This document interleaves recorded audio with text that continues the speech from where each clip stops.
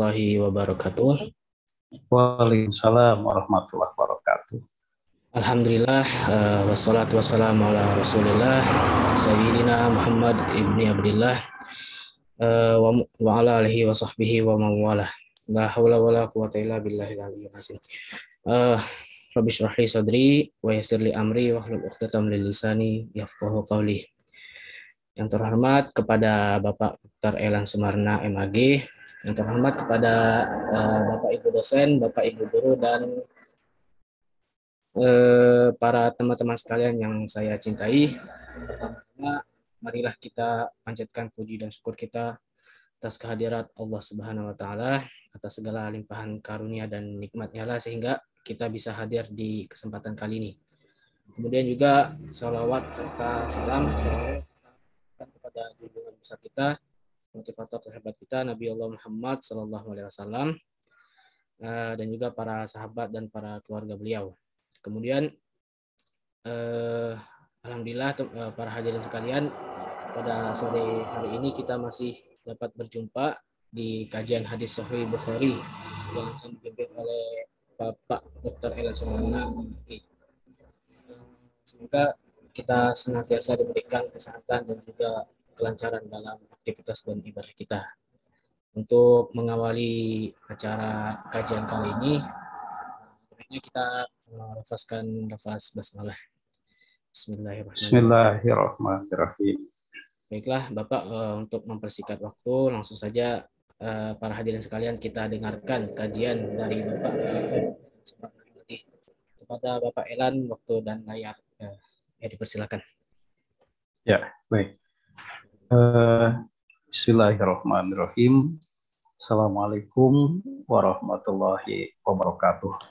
Waalaikumsalam warahmatullahi wabarakatuh.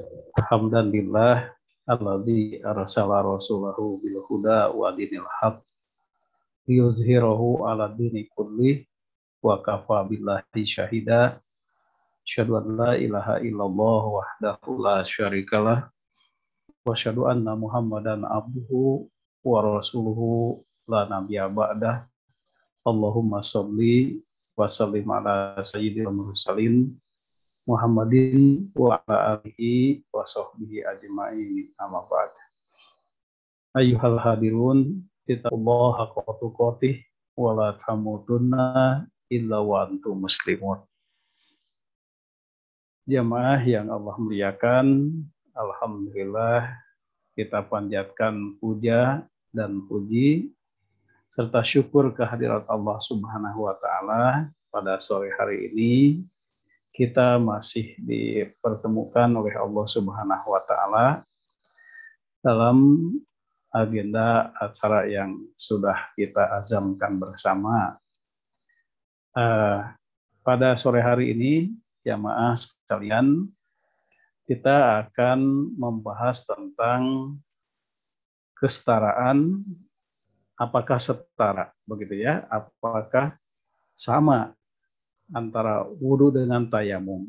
Sejajar tidak begitu, gitu ya.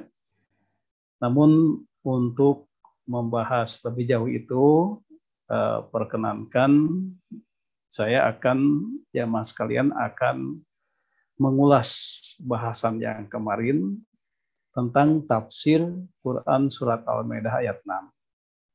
Mohon maaf, jamaah sekalian, ini uploadan di TV UPI-nya tidak begitu sempurna. Nanti insya Allah akan diganti, ya, akan diganti oleh yang terbaru nanti, diganti dengan yang bagus begitu.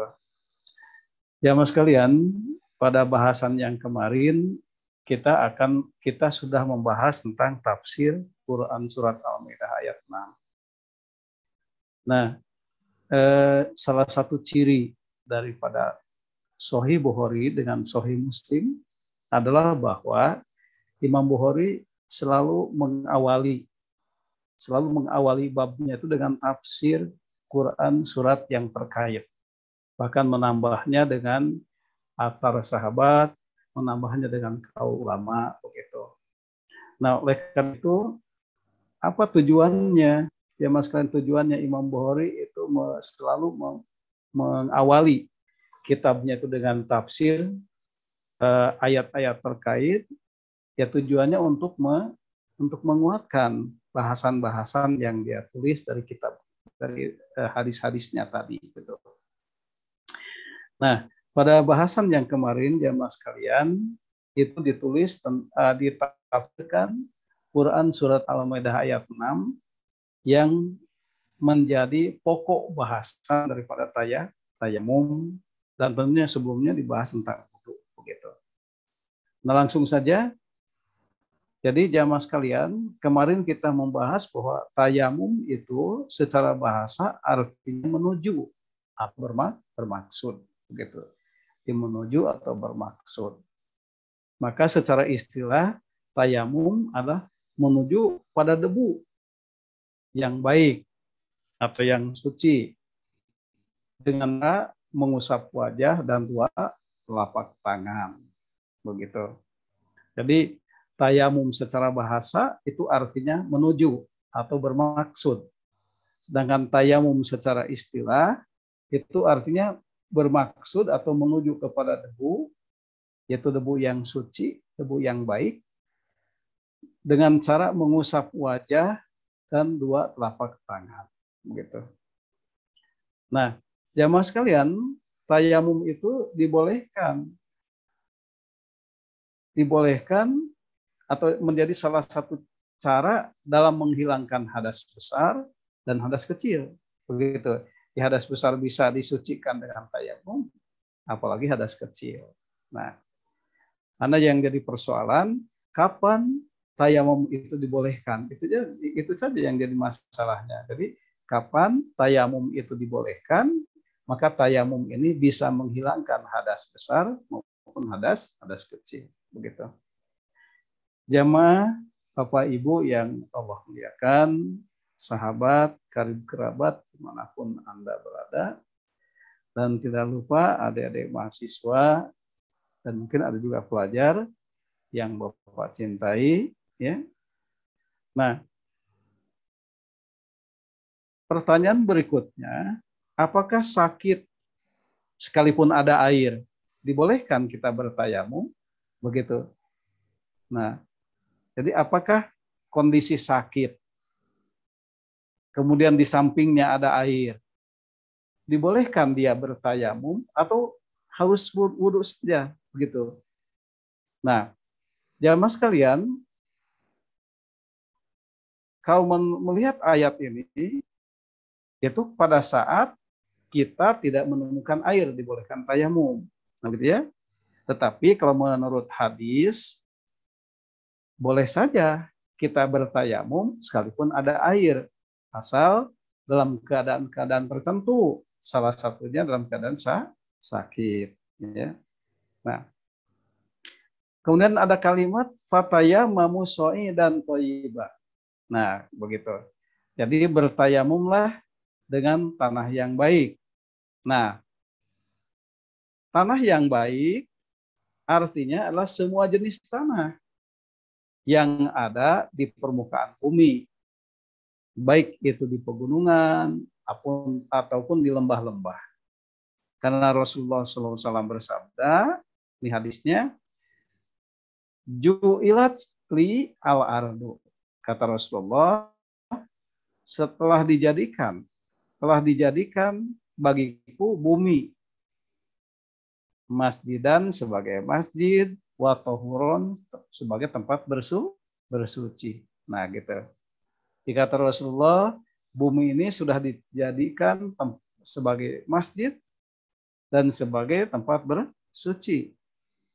Sehingga fa'aina ma'rojulin, dimanapun seseorang itu min umat dari umatku, dia itu adrokat sholat,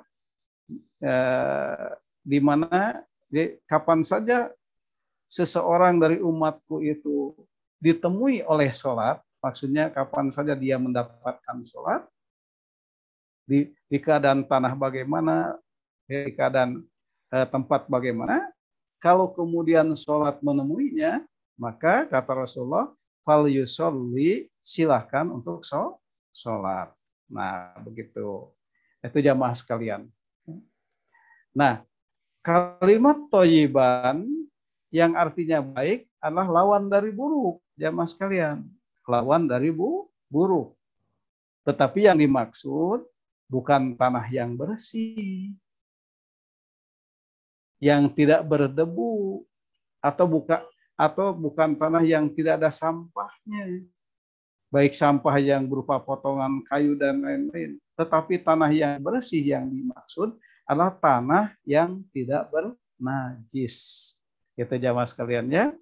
Jadi yang disebut dengan so'idan toyiban, tanah yang baik, itu memang kata baik itu lawan daripada buruk.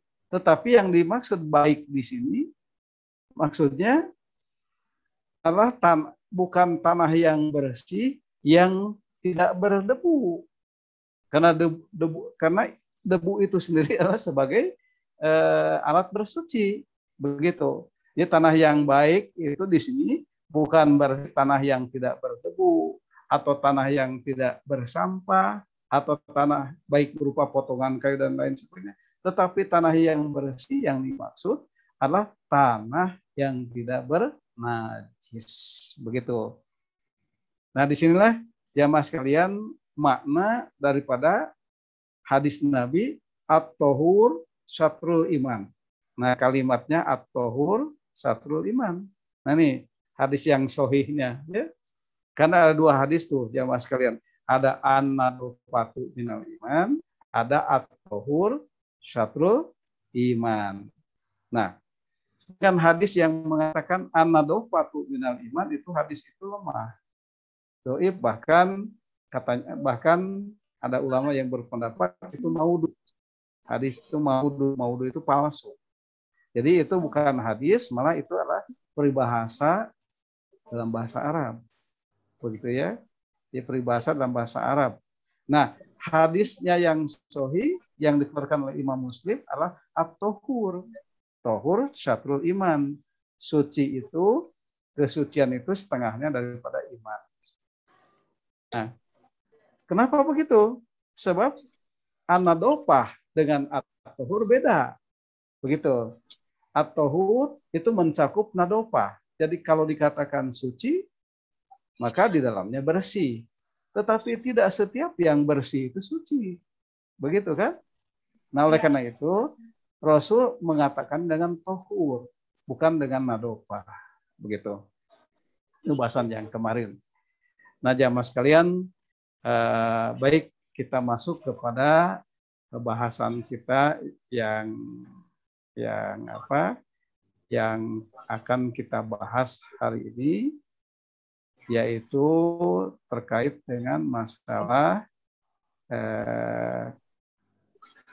seperti yang disampaikan di flyernya, begitu, bahwa sejajarkah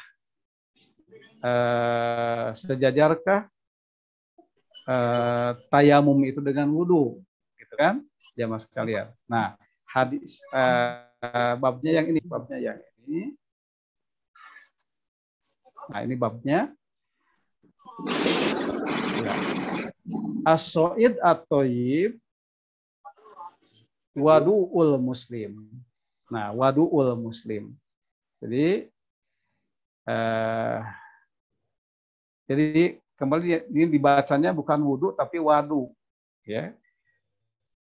Nah, as-so'id at-toyib. Nah, begitu as-so'id at-toyib. Nih, tanah yang baik itu wadu'ul muslim. Adalah air wudunya muslim. Begitu. Air wudunya muslim. Yakfihi cukup baginya minal ma'i, ya. Cukup baginya tayamum tanah yang baik itu adalah airnya dalam berwudu bagi si muslim. Nah, atau terjemahan bagusnya, debu yang baik adalah sarana bersuci bagi muslim. Tayamum sejajar dengan muslim. Sejajar dengan air. Begitu, jamaah sekalian. Ya. Nah, jamaah sekalian, waqala al-Hasan. Nah, kemudian Hasan Al-Basri. Ini kalau pakai al, biasanya Hasan Al-Basri yang dimaksud. Ya. Waqala Al-Hasan, Hasan berkata, kata beliau, yujzi'uhu at-tayammum ma lam yuhadis. Nah, begitu kata beliau, tayamum itu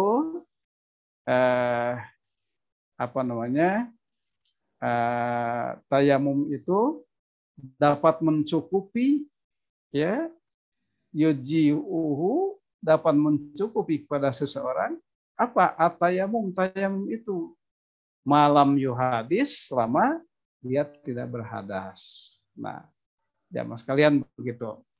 Nah, kemudian wa amma Ibnu Abbas.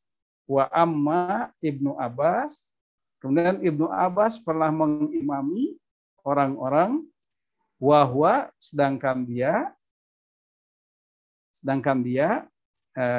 beliau, itu maksudnya Ibnu Abbas tadi, itu wahwa dan dia mutayammimun, orang yang bertayamum. Nah, begitu ya. Nah, kemudian Imam Bukhari melanjutkan judul babnya, waqala Yahya, dan Imam Yahya bin Sa'id berkata, la ba'sa, tidak mengapa bisolah, seseorang melaksanakan sholat alas sabakha, di tanah lembab, begitu, di tanah lembab, wat tayamum, dan dia bertayamum biha, dengan tanah lembab tadi. Nah, ini jamaah sekalian, seperti yang disampaikan di buka tadi, Bapak dan Ibu, kemudian sahabat, kerabat, dimanapun Anda berada, dan adik-adik yang Bapak cintai. Nah, jadi ini salah satu ciri daripada kitab Sahih Bukhari. Beliau ingin mengutip, ingin mengeluarkan, ingin menuliskan beberapa hadis tentang tayamum, tetapi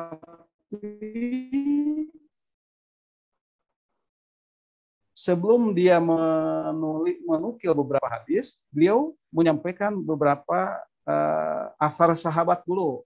Nah, begitu. Nanti asal sahabatnya baru dikuatkan dengan hadis-hadis yang akan dia sampaikan. Nah, gitu. Jamaah sekalian, baik kita jelaskan judul bab tadi, ya. Nah, pembahasannya itu ada dengan hadis-hadis nanti. Tetapi tentu saja karena waktunya terbatas, ini tidak mungkin, jamaah sekalian, kita akan mengutip beberapa hadis yang terkait dengan judul bab tadi. Nah, oleh karena itu, nanti bahasan hadisnya kita kemudiankan. Bahasan hadisnya kita kemudiankan. Gitu. Nah, jamaah sekalian, tadi kita sudah mengulang bahasan yang kemarin, dan jamaah bisa bertanya sekitar apa saja yang terkait dengan tayamum, atau dengan bahasan-bahasan yang sebelumnya kita. Baik. Itu jadi tidak mesti pertanyaannya jamaah hanya terkait dengan bahasan hari ini saja, tidak mesti. Boleh jamaah bertanya terkait dengan hal-hal yang sudah kita bahas di belakang itu, begitu. Jamaah yang Allah muliakan, sebelum dilanjutkan, tadi kita belum menyampaikan wasiatnya, ya, padahal sudah dengan ayat tadi. Ya, sudah dengan ayat tadi bahwa kita harus bertakwa, ya, dengan sebaik-baiknya takwa. Wala tamutunna illa wa antum muslimun. Ini intermezzo dulu, karena tadi lupa tidak menerjemahkan wasiat takwanya. Jadi Allah Subhanahu wa taala berfirman, ya ayyuhalladzina amanu taqullaha haqqa tuqatih wala tamutunna illa wa antum muslimun. Jadi janganlah kita ini haruslah kita ini bertakwa kepada Allah dengan sebaik-baiknya takwa. Dan janganlah kita ini mati kecuali dalam keislaman. Nah, jamaah sekalian, aksesoris dan pintu keislaman menuju keimanan itu tentu saja adalah kegiatan-kegiatan bersuci. Salah satunya adalah tayamum yang kita bahas tadi, begitu. Baik, jamaah sekalian, kita mulai dengan satu pertanyaan. Ya. Satu pertanyaan.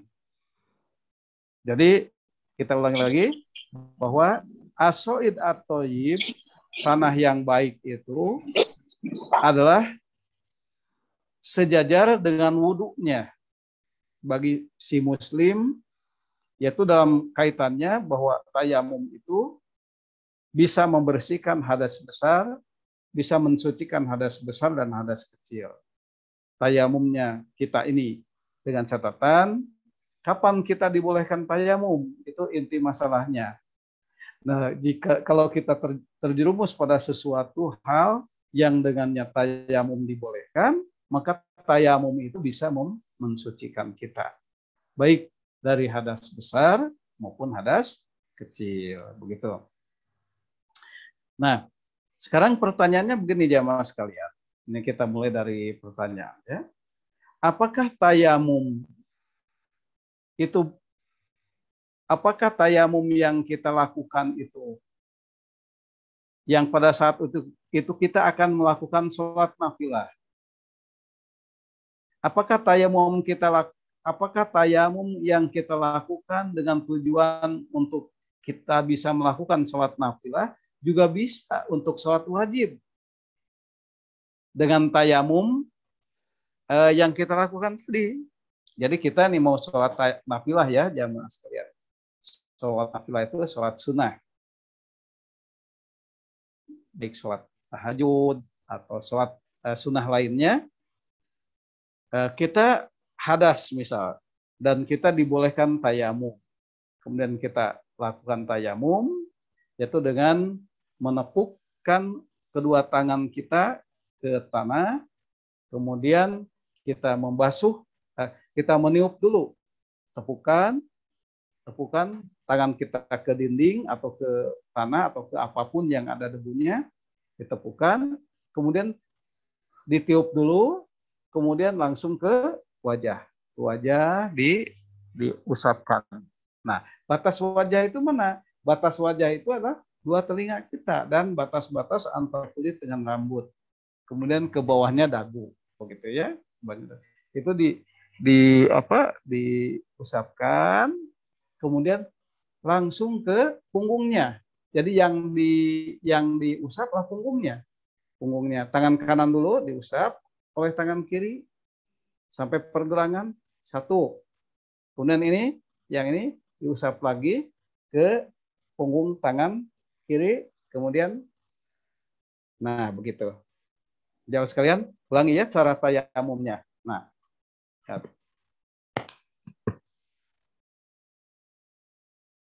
dipukulkan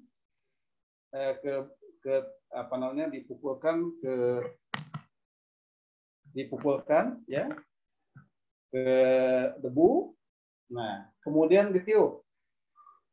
Kemudian diusapkan ke wajah.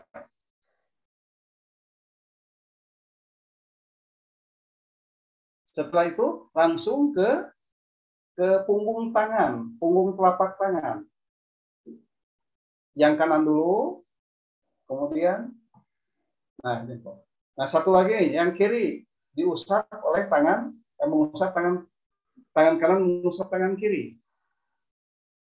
Ke pergelangan, kemudian, nah begitu.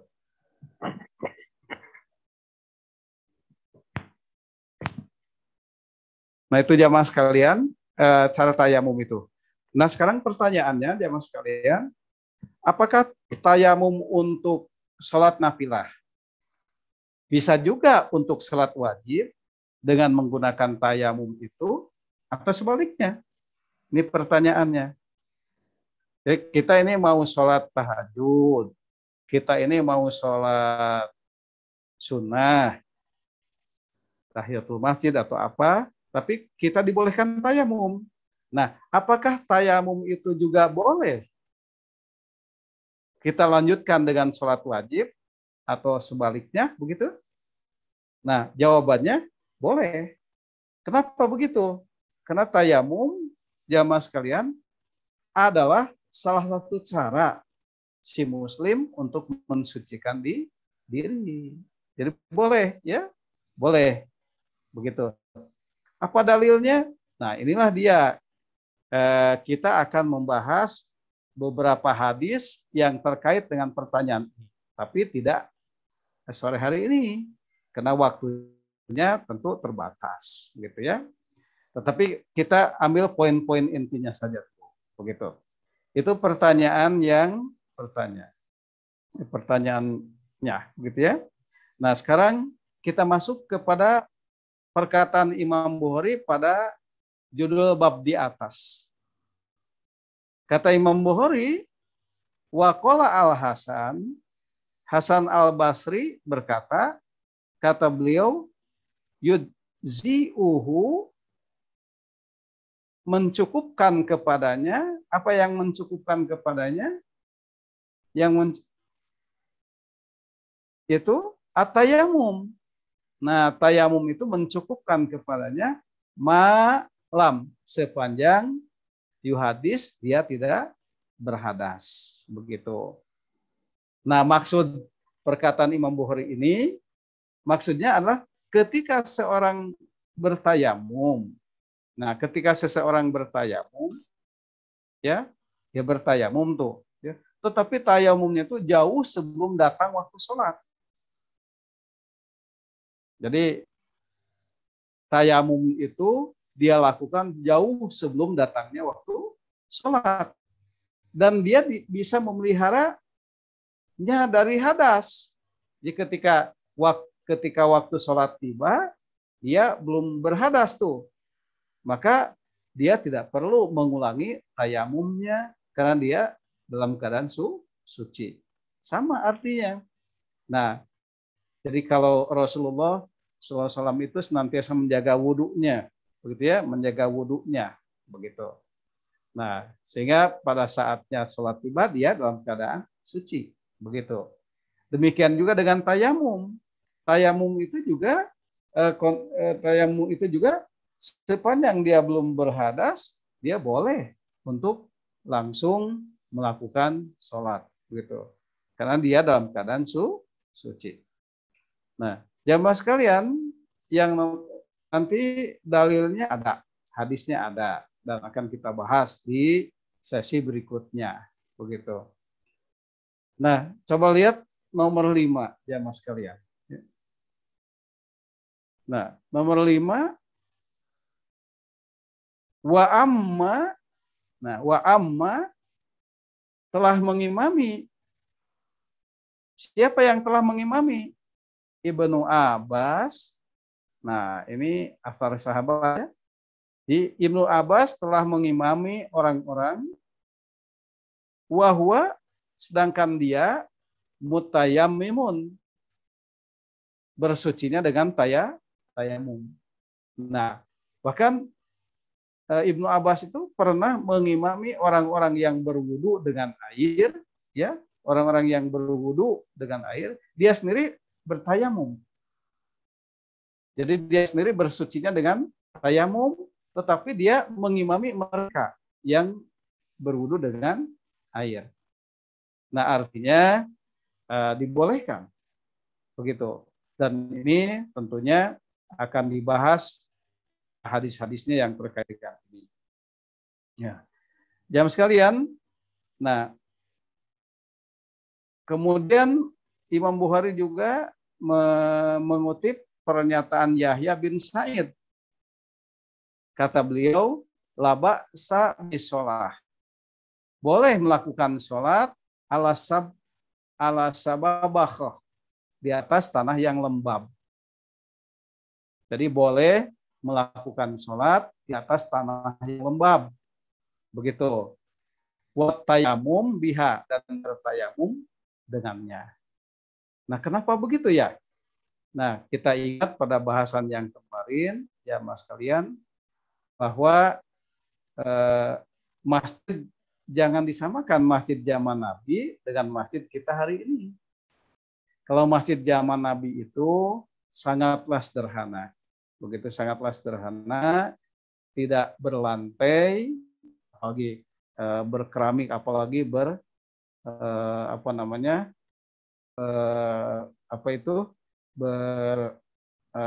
permadani begitu. Tidak, masjid zaman Nabi itu adalah betul-betul tanah alasnya, ya, gurun pasir, tanah alasnya. Nah, kemudian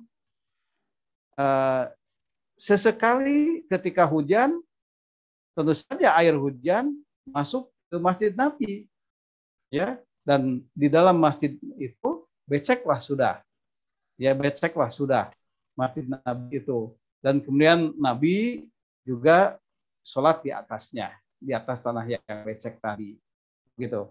Dan kemudian juga boleh bertayamum dengan tanah yang becek itu karena tidak ada debunya, kalau memang menghampiri kepada kita kebolehan bertayamum, begitu. Intinya, kapan kita boleh bertayamum? Maka kita boleh bertayamum di atas tanah yang becek, di atas tanah yang lembab, di atas tanah yang tidak ada debunya, begitu. Nah, itu jamaah sekalian, dan nanti hadisnya akan kita bahas, ya, itu.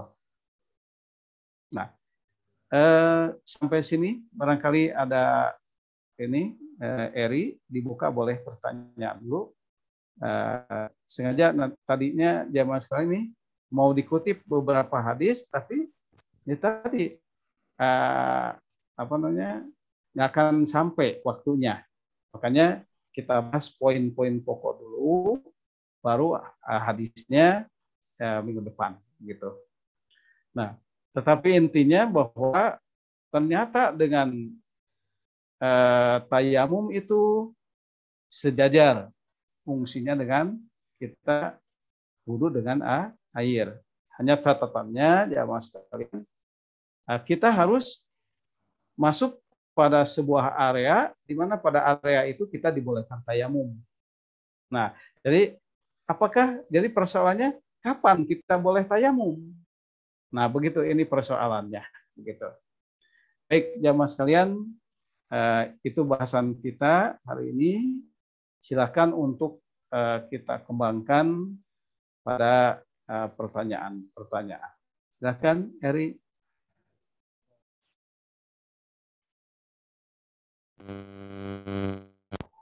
Terima kasih Bapak Elan atas ilmunya. Baiklah Bapak, Ibu, dan Akang Teteh. Sekarang kita masuk ke sesi tanya jawab. Bagi yang ingin bertanya boleh langsung menuliskan pertanyaannya di kolom chat.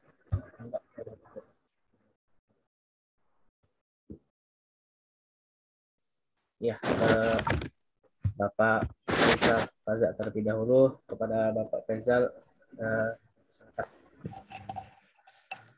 Ya, terima kasih Kang Ega. Bismillahirrahmanirrahim. Assalamualaikum warahmatullahi wabarakatuh.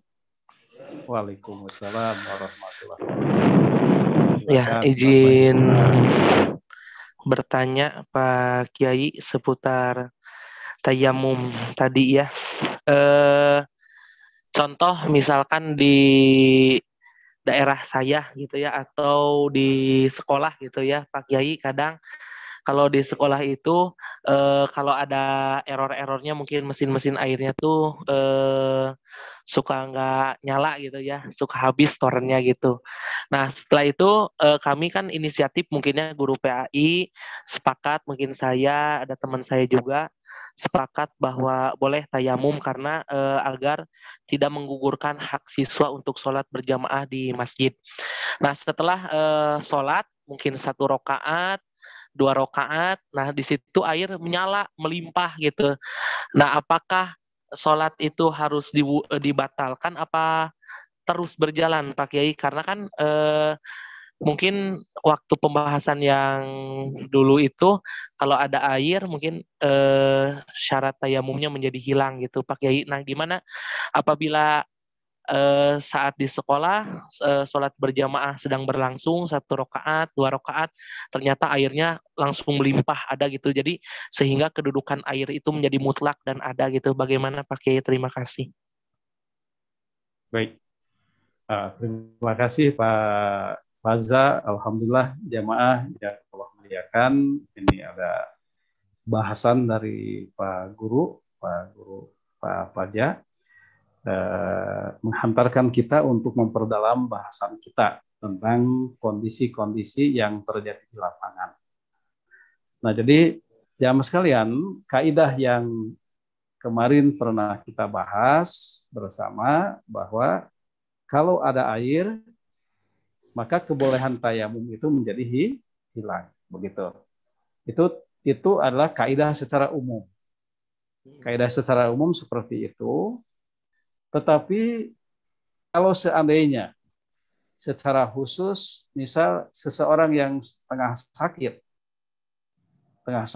dan sakit itu tidak memungkinkan untuk menyentuh air, karena kalau misal dia berwudu dengan air, maka sakitnya tambah parah. Artinya sekalipun air melimpah, tapi kondisi seseorang itu tengah sakit, maka tidak disyaratkan dia untuk melakukan wudu, tetapi yang dia lakukan adalah tayamum. Begitu. Nah, jadi tetapi kaidah secara umum tadi kembali, kaidah secara umum seseorang yang sucinya dengan tayamum bisa, tetapi kemudian ada air melimpah, maka batas kebolehannya jadi hilang, maka dia diwajibkan untuk berwudu, begitu. Nah, jamaah sekalian, pertanyaan Pak Guru tadi, Pak Faja tadi, langsung menukik kepada persoalan yang ada di lapangan. Nah, begitu. Nanti kita akan jumpa juga beberapa hadis bahwa prosedur pertama yang harus dilakukan kalau kemudian toren rusak dan lain sebagainya gitu ya, Pak Guru ya, Pak Faja, torennya rusak dan sebagainya, sehingga air itu sedikit dan tidak mencukupi untuk bersuci, ya.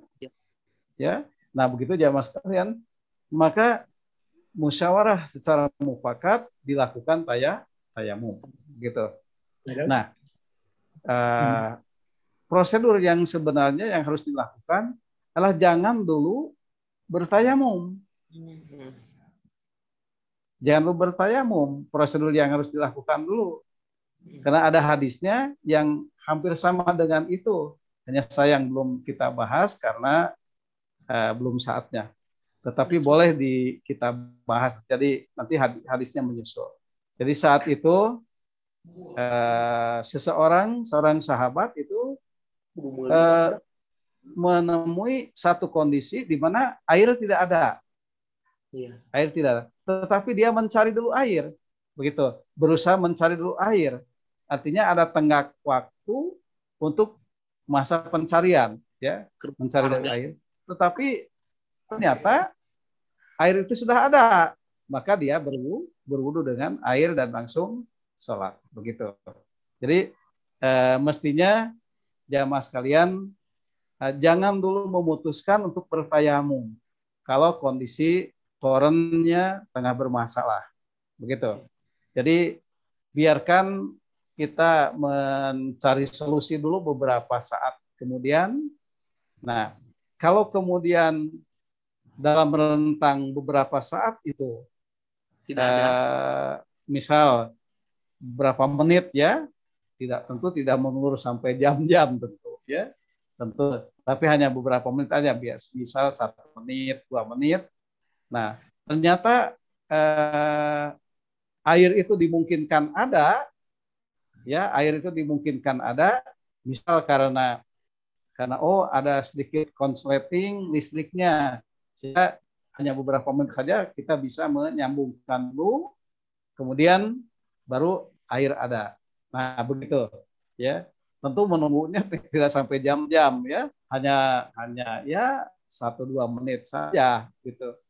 Nah, tetapi setelah dipelajari ternyata kemungkinan untuk menghidupkan air itu agak lama. Nah, ini ya, kemungkinan untuk menghidupkan air itu agak lama.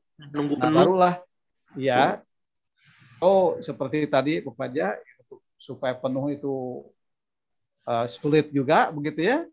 Nah, sehingga kasusnya jangan sampai ada yang mau Jumatan.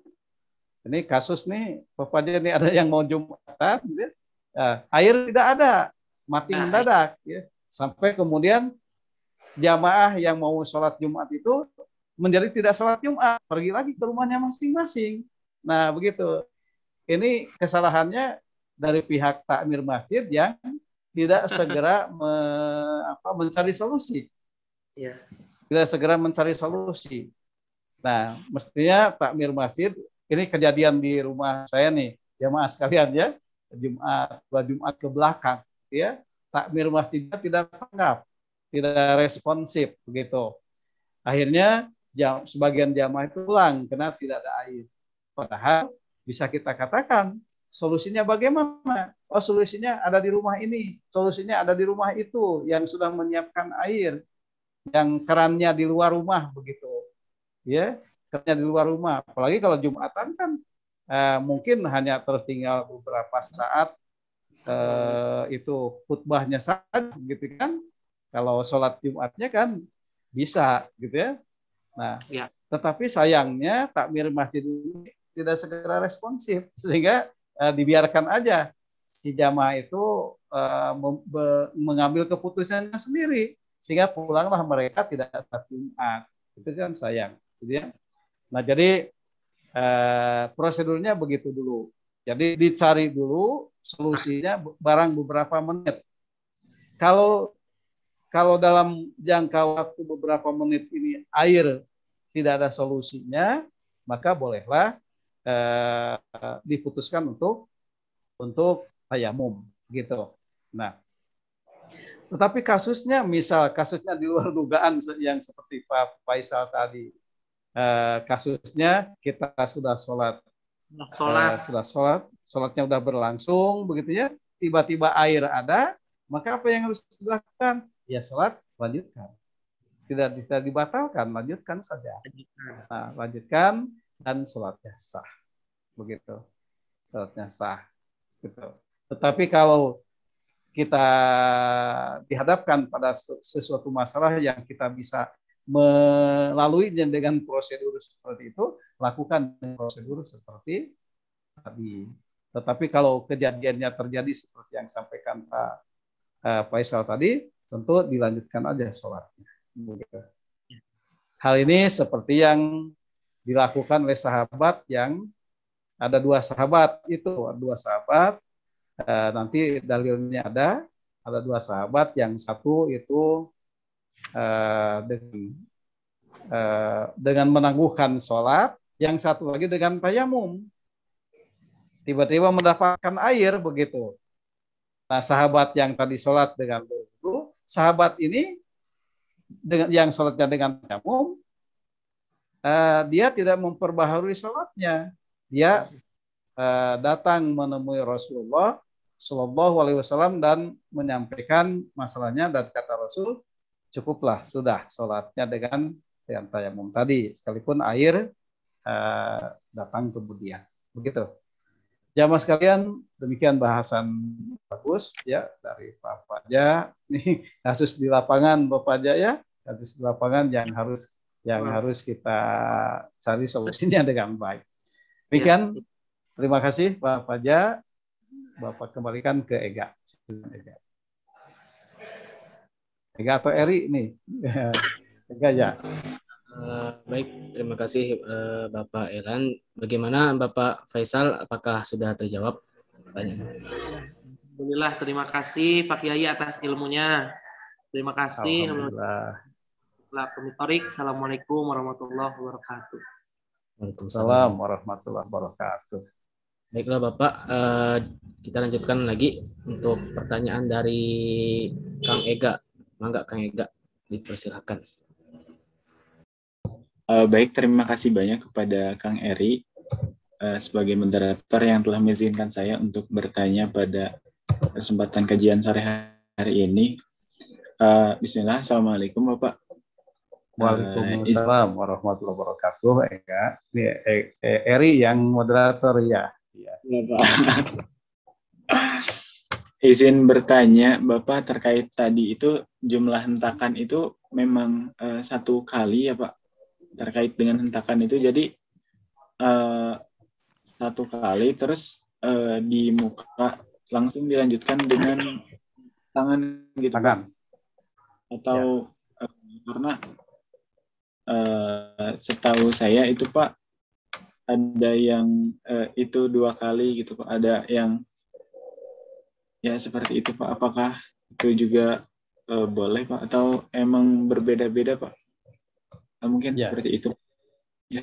Baik, ini pertanyaan bagus ya, jamaah sekalian, dari teman kita dari Ega. Apakah pukulan tanah, memukul tanah kita tadi itu 1 kali atau 2 kali? Gitu. Karena memang tidak menutup, kita tidak bisa menutup mata, karena memang para ulama berbeda pendapat. Ada yang 2 kali, ada yang 1 kali, gitu ya. Ada yang 2 kali, ada yang 1 kali. Misal yang 2 kali itu, jadi dipukulkan dulu ke tembok atau ke tanah, ini 1 kali, kemudian ditiup dulu. Ditiup itu artinya jangan sampai terlampau tebal tanah yang nempel pada telapak tangan. Ditiup dulu, kemudian baru dikemukakan gini, kemudian ditepuk lagi ke tanah, baru ke tangan. Jadi caranya begini, terus kalian. Nah ini punggung. Jadi yang diusap itu punggungnya, bukan telapak tangannya, punggungnya, ya punggungnya. Nah, gitu. Nah, tangan kiri diusap dengan tangan kanan. Dari atas dulu. Nah, ya. Kemudian putar. Nah, baru jempolnya. Nah, jadi putar, terakhir di jempol. Nah, diulangi. Jadi itu yang 2 kali. Kalau yang 2 kali, tepukannya, tepuk,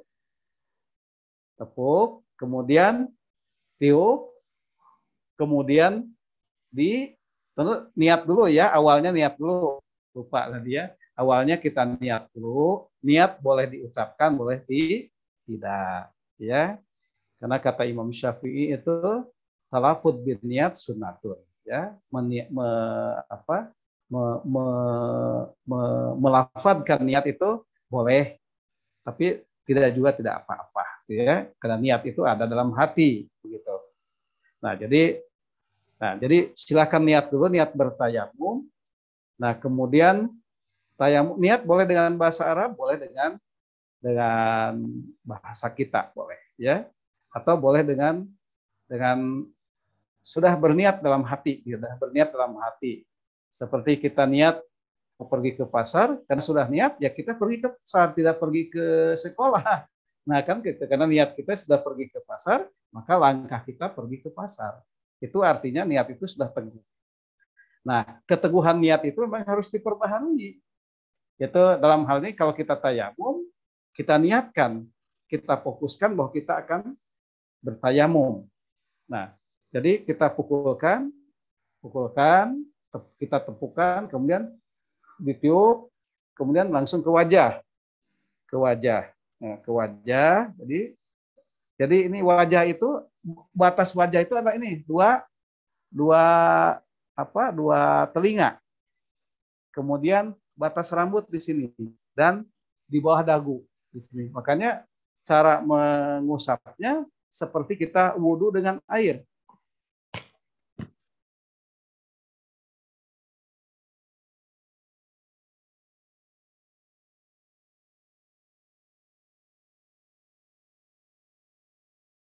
Nah,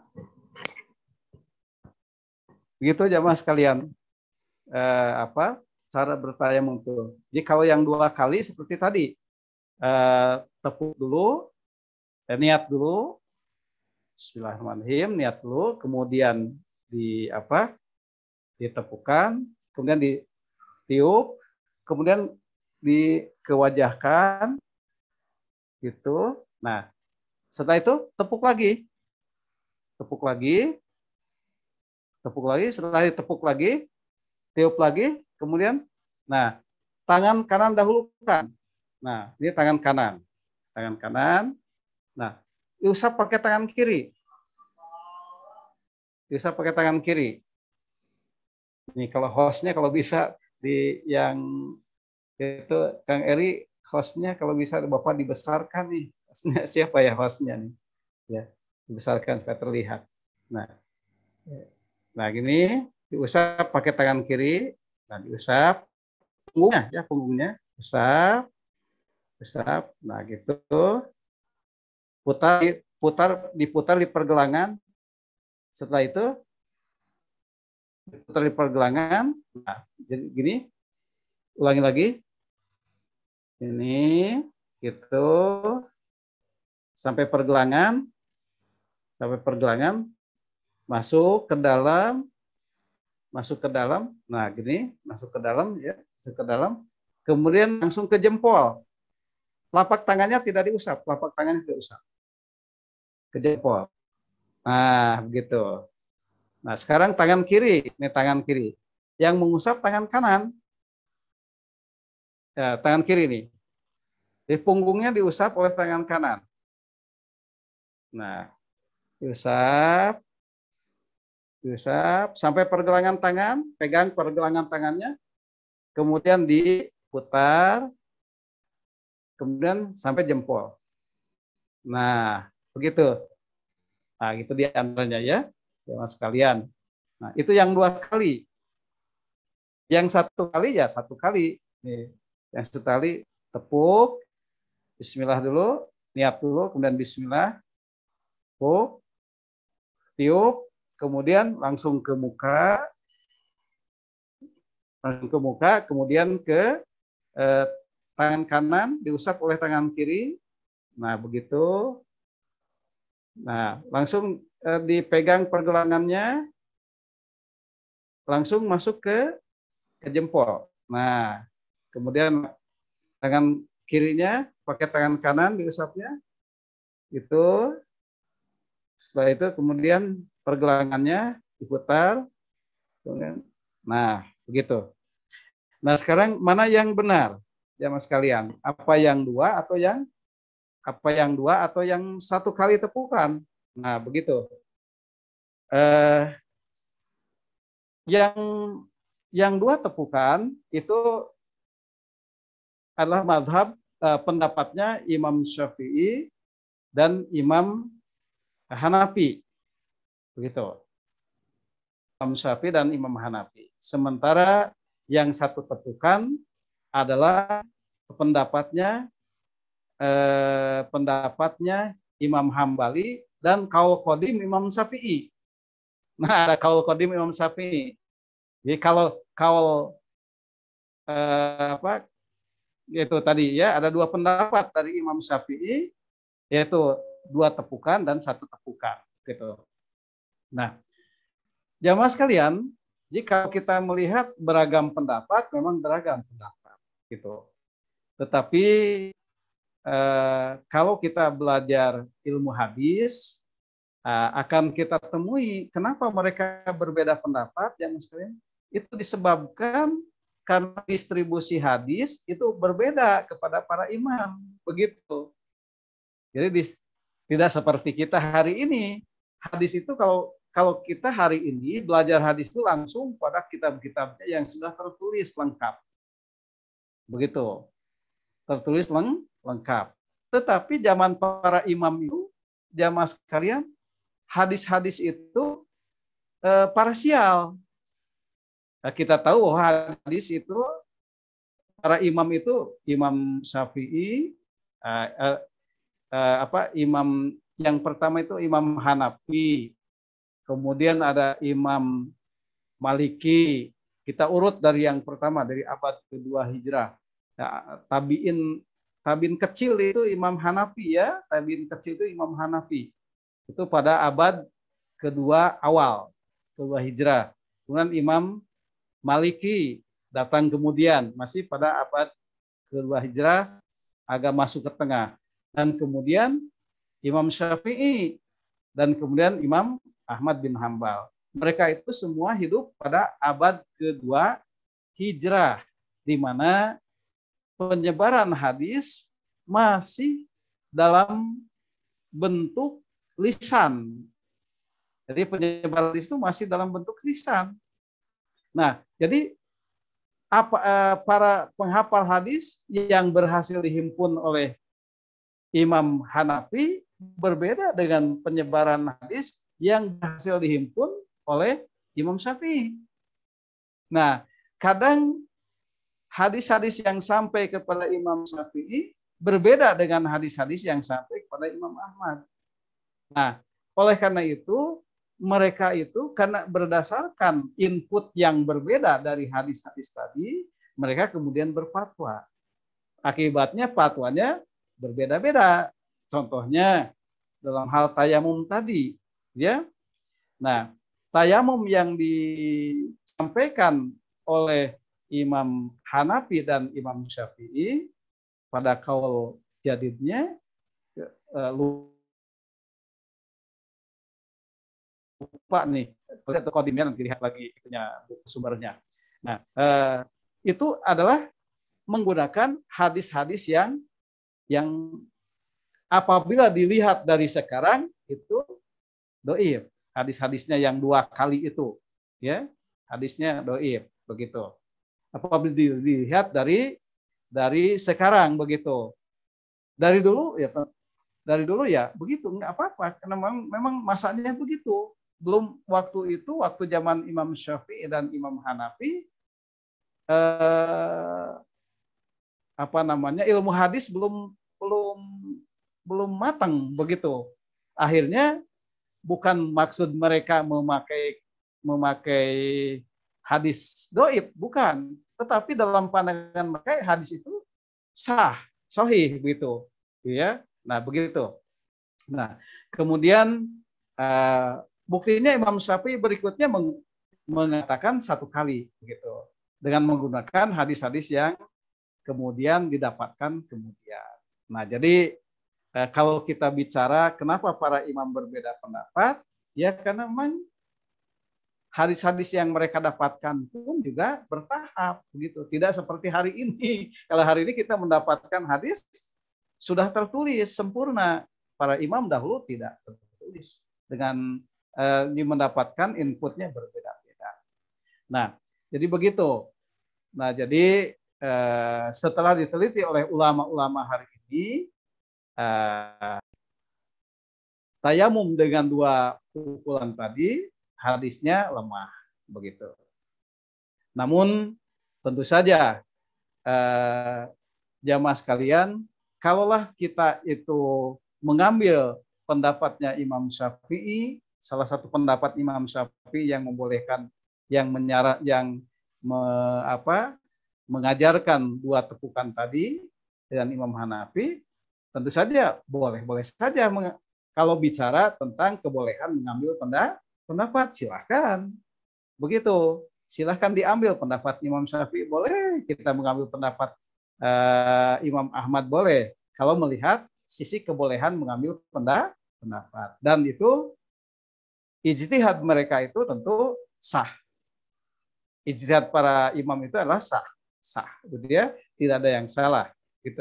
Kita ingat sabda Nabi bahwa salahnya ketika seorang imam berijtihad dan jika ijtihadnya salah itu mendapatkan 2 pahala. Nah, kan begitu ya. Tentu yang mengikutinya pun juga tidak salah, begitu. Jadi kalau kita mengambil pendapat mana yang cocok dengan kita dari pendapat para imam tadi, boleh-boleh saja dan sah, tidak salah, begitu ya. Karena Rasulullah mengatakan ijtihadnya kalaupun salah berpahala, begitu. Berpahala, begitu. Dilihat dari sudut apakah kita boleh mengambil salah satu pendapat? Boleh, silahkan. Gitu. Gitu, Ega. Tetapi kalau kita ingin menelusuri persoalan kenapa para imam berbeda pendapat, ya, sehingga kita mengerti persoalannya, ya, itu lebih bagus. Karena kita melaksanakan ittiba, bukan taklid, begitu. Ittiba bukan taklid, gitu ya. Ittiba itu artinya mengikuti salah satu pendapat berdasarkan kondisi, berdasarkan mengertinya kita duduk masalahnya. Begitu. Jadi demikian Ega ya. Jadi kalau dilihat dari sisi kebolehan mengambil yang mana dari pendapat para imam, silahkan. Ya. Tidak ada yang salah, ya. Mau kunut boleh, mau tidak kunut boleh, ya. Mau karena itu adalah ijtihadnya para imam, begitu. Dan ijtihad para imam itu berpahala, begitu. Di mata Rasulullah Shallallahu Alaihi Wasallam, begitu. Tetapi sebagai seorang insan yang memperbaharui, karena kita ini hidup di zaman hari ini, dia hidup di zaman hari ini yang menelusuri seluruh pendapat, maka tentu saja kita mencari pendapat yang dimana kita harus tahu dulu duduk masalahnya di mana, sehingga kita bisa menetapkan pilihan. Ya, sama dengan nanti kalau tidak ditanyakan bisa dilanjutkan. Ya, demikian Ega, begitu. Jadi boleh saja mengambil yang mana saja. Ya, nah, gitu. Baik, silakan Ega. Eri bukan Ega, lupa. Ya. Baik. Silakan Eri. Ya, Pak. Baik, terima kasih banyak Bapak. Gimana Kang Ega? Ya, baik. Alhamdulillahirabbil alamin, sudah sangat terjawab Bapak, sudah dengan disertai contoh-contohnya juga tadi. Alhamdulillah. Terima kasih Bapak, jazakallah khair. Semoga menjadi Bapak. Terima kasih. Mungkin saya kembalikan lagi kepada Kang Eri. Baik, izin bertanya Bapak, ini sudah menunjukkan pukul 5, apa masih bisa dibuka sesi tanya jawabnya?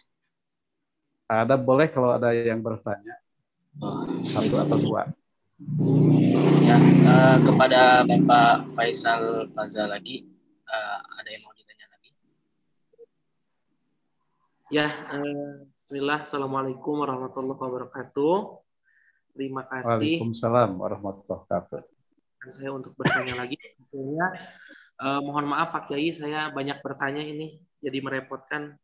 Gak apa-apa, justru itu berpahala Pak Faza, sehingga kita bisa lebih tahu, lebih mendalam bahasan kita.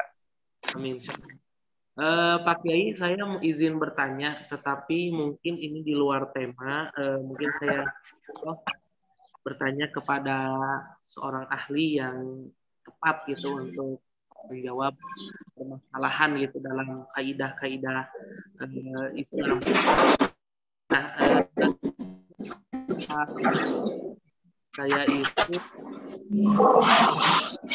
suaranya putus-putus ya, Pak aja. Keras suaranya. Ya, putus-putus suaranya. Ya, ulangi Pak Kiai. Nah, silakan. Saya itu mendapatkan suatu dibilang keanehan, bukan keanehan, mungkin keistimewaan mungkinnya seseorang untuk memahami yang namanya organisasi masyarakat Islam gitu ya. Jadi suatu ormas yang dimana emang kebanyakan orang-orang itu taklid dan dimana orang-orang itu banyak mempercayai bahwa ormas itulah adalah ormas yang paling benar gitu Pak Kiai. Kebetulan saya diberi amanah di lingkungan rumah, di masyarakat saya sebagai ketua DKM. Saya mendapatkan amanah ini sudah hampir lama juga Pak Kiai. Nah, saya yang ingin ditanyakan, saya itu punya tetangga gitu ya, tetangga, tetapi beliau itu memegang salah satu ormas yang emang ormas ini terkenal di Kota Bandung gitu ya. Pak Kiai, mungkin kan ormas itu ada NU, ada Muhammadiyah, ada Persis. Nah, mungkin saya tidak buka bicara saja dan saya sebutkan saja ormas ini, mungkin ormasnya ormas Persis ya Pak Kiai. Nah, kalau kita kan mau berbicara itu, mau memberikan sambutan, entah mau memberikan mukodimah apapun itu kan diawali dengan salam. Dosen saya dulu pernah berkata, salam itu adalah doa. Doa itu adalah ibadah juga, ad-du'a wal ibadah. Doa itu adalah ibadah juga. Nah, saat saya melihat orang tersebut, saat hendak mukodimah, hendak memberikan pengumuman di masjid, itu tidak menggunakan salam gitu ya. Dalam acara apapun itu, dalam pengajian apapun itu. Nah, sedangkan kalau kita melihat dari sisi pahala yang baik, dari sisi ibadah yang baik, salam itu adalah ibadah juga menurut saya gitu. Nah, setelah itu saya melihat lagi ternyata di kalangan madhab atau di kalangan ormas-ormas Persis gitu mungkin sama ya, tidak mengawali dalam sambutan, dalam mukaddimahnya itu dengan salam gitu. Nah, bagaimana tuh Pak Kiai dengan kejadian seperti ini gitu? Terima kasih. Ya, baik. Alhamdulillah Pak Faza atas bahasannya. Ya, Mas kalian memang banyak hadis-hadis yang menyampaikan tuntunan kepada kita agar kita ini menyebarkan salam, membuka majelis dengan salam. Tetapi kalau seandainya ada orang yang tidak dengan menggunakan salam, nah tentu saja itu tidak bagus dan menyelisihi sunnah-sunnah Nabi begitu. Nah begitu, karena para ulama itu sampai mengatakan bahwa saking pentingnya salam karena terkait dengan identitas keislaman, bahkan terkait dengan masalah menyambung silaturahmi di antara sesama muslim, sampai sunnah muakkadah sifatnya gitu ya. Menyampaikan salam itu sunnah muakkadah gitu. Walaupun tidak sampai wajib memang begitu. Tetapi menjawabnya wajib gitu ya. Nah, tetapi mungkin orang yang tadi membuka majelis dengan tidak mengucapkan salam itu punya alasan tertentu. Nah, oleh karena itu di sini perlunya kita mengklarifikasi kenapa beliau tidak membuka majelisnya dengan salam. Apa alasannya? Itu yang patut kita cari tahu, patut kita tanyakan kepada beliau. Jadi kita tidak boleh menduga-duga, tetapi kita harus bertanya kepada beliau apa gerangan alasannya. Nah, kalau kemudian sudah kita ketahui alasannya begitu dan begini, baru kita nilai apakah melanggar syar'i ataukah tidak alasan yang dia sampaikan tadi. Nah, paling begitu Pak Faza, gitu ya. Hal yang harus kita sikapinya begitu. Jadi kita tanyakan dulu sebabnya. Nah, kemudian dia pasti memaparkan alasannya begini dan begitu, baru kita telaah alasannya tadi. Apakah alasan seperti itu melanggar syar'i atau tidak begitu. Ya Pak Kiai. Terima kasih Pak Faza. Ya, alhamdulillah. Gitu. Salam ya. Itu kedudukannya sunnah atau apa gitu Pak Kiai. Jadi jadi perlu bertanya ini. Terima kasih Pak Kiai atas jawaban sangat. Sama-sama Pak Faza. Jadi sunnah tidak wajib tapi yang sunnah muakkadah tapi sunnahnya.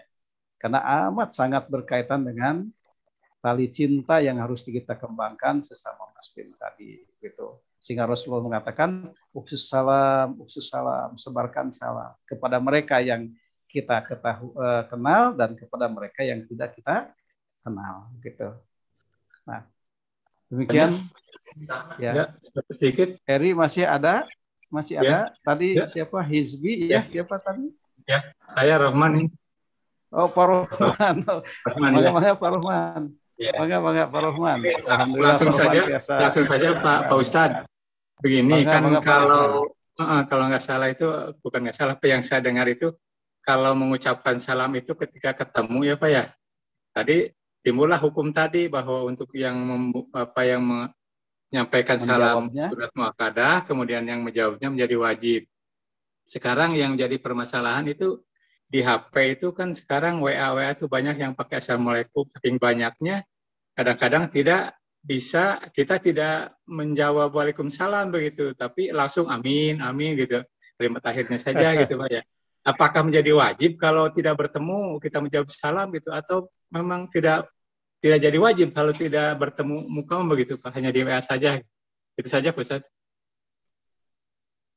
Oh gitu ya. Jadi Pak Rohman menjawab di WA gitu maksudnya Pak Rohman ya? Iya, kalau bertemu kan wajib, tadi hukumnya sudah jelas Pak ya. Kalau kita bertemu, ketika orang mengucapkan salam itu bagi mereka yang mengucapkan kan hukumnya sunnah muakkad. Bahkan kalau nggak salah itu pahalanya 1, kemudian yang menjawab itu pahalanya kalau nggak salah 60 ya. Tetapi kalau tidak menjawab menjadi dosa karena wajib begitu. Itu kan persoalannya ketika kita bertemu begitu langsung. Ya seperti tadi ya mungkin kalau majelis ya berarti bertemu kan ya. Tetapi ini kalau di WA kan tidak bertemu. Begitu orang karena berdoa dan sebagainya pakai assalamualaikum gitu. Kita jawabnya langsung saja kalimatnya akhirnya amin gitu. Tanya setuju. Apakah dosa enggak gitu tidak menjawab salam di WA gitu Pak? Baik Pak Ustadz Rohman, alhamdulillah. Terima kasih atas pertanyaannya, jadi semakin berkembang ya Mas kalian. Inilah maknanya kita saling bersapa. Ya. Baik, dari apa yang disampaikan Pak Rohman tadi, Pak Ustadz Rohman tadi, jamaah sekalian, soal WA, soal apa namanya itu, soal apa wasilah gitu, wasilah atau alat-alat itu diserahkan kepada perkembangan zaman, gitu ya. Artinya baik berjumpanya kita tatap muka langsung, berjumpanya kita lewat tulisan, lewat WA, itu adalah persoalan wasilah. Persoalan wasilah. Jadi itu diserahkan kepada perkembangan zaman. Jadi wasilah apapun yang menyebabkan kita bisa bersambung sapa, maka itu adalah menjadi hal yang tidak mengapa. Tetapi menjawab salam, baik dengan bertemu, baik bertemunya lewat WA, baik bertemunya lewat surat, itu adalah cara bertemu. Tetapi menjawabnya adalah tetap wajib. Demikian. Jadi kalau tadi sampaikan Pak Ustadz Rohman tadi, ya Mas sekalian, Assalamualaikum kita jawab dengan amin, berarti tidak menjawab. Padahal menjawab itu wajib. Begitu. Makanya itu jamaah sekalian, soal bertemunya secara fisik, soal bertemunya dengan tulisan, soal bertemunya dengan WA itu urusan kebudayaan yang boleh berkembang terus. Nah, seperti halnya sama dengan kita. Kalau jual beli itu kan dengan ijab kabul. Nah, ijab kabulnya boleh dengan langsung bertemu atau ijab kabulnya dengan bandrol. Sepanjang kita ini membeli barang di mana, di supermarket atau di warung yang tidak bisa ditawar, dengan bandrol kita beli, berarti kita sudah sepakat dengan harga itu, kan begitu. Jadi itu diserahkan kepada perkembangan zaman, begitu. Seperti itu Pak Ustadz Rohman, alhamdulillah. Nuhun jazakallahu khairan. Amin. Yang ini memang Pak Ustadz Rohman, ini hal yang harus kita bahas ya Pak, karena memang seringkali dengan WA itu mengaburkan kewajiban kita, begitu. Karena harus tuntas kita membahasnya ya sekalian. Baik, terima kasih Pak Ustadz Rohman. Ini Eri, kalau ada satu lagi, kalau tidak ada, Iya, Pak. boleh kita tutup. Kang Hisba, boleh Kang? Tuh, pamit. Iya, baik. Bismillahirrahmanirrahim. Izin bertanya, Pak. Ya, Ketika silakan, Hizba. yang bertayamum dengan terburu-buru karena alasan khawatir tertinggal rombongan saat safar yang memang saat itu tidak ditemukan air. Terus dia langsung mengerjakan sholat. Nah, pas selesai sholat, baru ingat bahwa ternyata ketika tayamum tadi ada bagian yang tidak terkena debu. Nah, itu bagaimana sholatnya, Pak? Harus diulang atau tidak? Ya. Terima kasih penjelasannya, Pak. Baik. Wah, ini bagus sekali pertanyaannya dari Hizba, jamaah sekalian. Nah, jadi kembali lagi, apa yang sudah selesai, kemudian ingatnya belakangan, sudah selesai. Tidak usah diulangi lagi, begitu. Kecuali kalau kalau ingatnya seperti kita saum kita lupa, dalam saum kita lupa makan dan minum, ya sudah, nggak apa-apa. Kalau lupa mah sudah selesai, tidak batalkan sholat kan, tidak batalkan saum. Jadi apa yang sudah kita ingat padahal itu sudah berlalu, itu sudah selesai, tidak perlu diulangi lagi. Nah, itu sedekah dari Allah. Itu namanya sedekah dari Allah. Jadi jangan sampai juga kasusnya seperti ada orang yang wudu, itu wudu satu bak belum selesai. Kenapa? Karena dia ingat, oh ini ada yang terlewat dalam wudunya. Diulangi lagi, terus saja akhirnya setan kemudian memperbanyak angan-angan. Dia memperpanjang angan-angan sehingga ada orang yang wudu untuk sholat subuh baru bisa sholat jam 6 gara-gara wudunya sampai 1 jam nggak selesai. Sama dengan orang yang takbir. Itu Pak Ustadz Rohman, kalau kita di Masjid Al-Furqon itu ada yang takbirnya tuh sampai beberapa kali. Allahu Akbar. Kenapa? Karena tadi terjebak pada reka perdaya setan. Nah, jadi apa yang sudah selesai, biarkan selesai, dan Allah memaafkan atas keterbatasan kita. Kalau itu salah, begitu.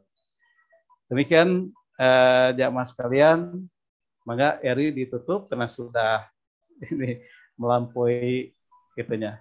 Kalau masih ada pertanyaan, insya Allah minggu depan kita akan membuka lagi. Silakan Eri ditutup dulu. Baiklah Bapak Ibu dan Akang Teteh sekalian, telah sampailah kita di penghujung acara. Bagi yang ingin bertanya tetapi belum berkesempatan, boleh nanti minggu depan dan disimpan dulu pertanyaannya. Baiklah, terima kasih kepada Bapak Dr. Elan Sumarna, MAG, yang telah memberikan ilmunya. Kemudian untuk acara selanjutnya yaitu doa yang akan dipimpin oleh Bapak Elan. Kepada Bapak Elan, Eri, silakan. Alhamdulillahirrabbilalamin. Alhamdulillahirrabbilalamin. Ar-Rahmanir-Rahim. Maliki yaumiddin. Iyyaka na'budu wa iyyaka nasta'in. Ihdinas siratal mustaqim. Siratal ladzina an'amta 'alaihim ghairil maghdubi 'alaihim waladdallin. Allahumma ighfir lil muslimina wal muslimin, lil mu'minina wal mu'minat, al ahya minhum wal amwat, bi rahmatika ya mujibud da'wat. Rabbana zalamna anfusana wa illam taghfir lana wa tarhamna lanakunanna minal khasirin. Rabbana atina fid dunya hasanah wa fil akhirati hasanah wa qina adzabannar. Subhana rabbika rabbil izzati amma yasifun. Wassalamun alal mursalin walhamdulillahirabbil alamin. Assalamualaikum warahmatullahi wabarakatuh. Waalaikumsalam warahmatullahi wabarakatuh. Mohon atas ilmunya yang telah diberikan. Semoga ilmu yang beliau berikan dapat kita amalkan dalam kehidupan. Terima kasih juga kepada Bapak Ibu dan juga teman-teman yang telah menyempatkan untuk hadir di kajian sore kali ini. Eri tutup ya. Wabillahi taufik wal hidayah. Assalamualaikum warahmatullahi wabarakatuh. Assalamualaikum. Salam. Atur nuhun Pak. Atur nuhun. Kasadayana mohon Bapak Isal, Pak Ustadz.